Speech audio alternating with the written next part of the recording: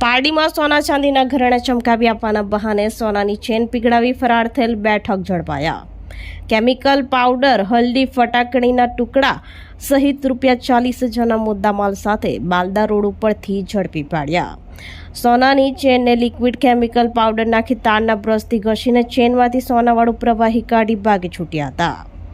પારડીના પરવાસા ગામે સોના ચાંદીના ઘરેણા ચમકાવી આપવાના બહાને સોનાની ચેનને કેમિકલથી પીગળાવી સોનાનો પ્રવાહી લઈને ભાગી છૂટેલ 2 ઠગબાજોને પોલીસે ઝડપી પાડ્યા હતા।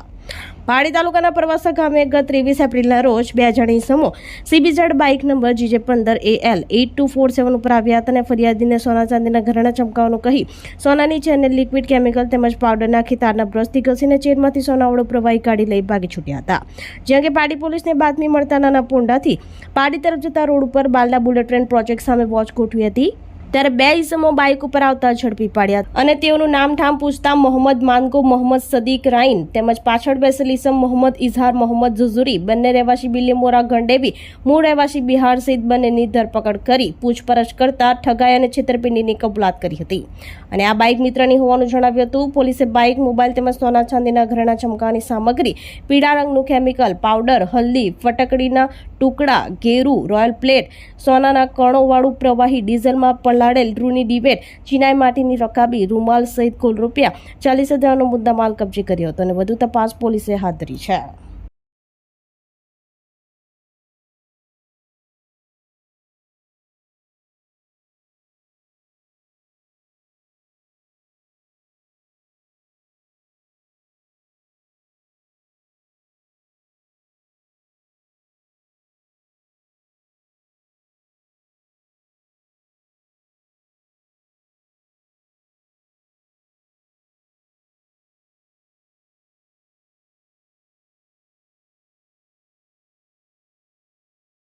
આપણી સંકલ્પ ન્યૂઝ ચેનલને સબસ્ક્રાઇબ અને લાઇક કરો, બેલ આઇકન દબાવો જેથી આવનાર ન્યૂઝ અપડેટ્સની નોટિફિકેશન આપના મોબાઈલ પર સૌથી પહેલા પહોંચે।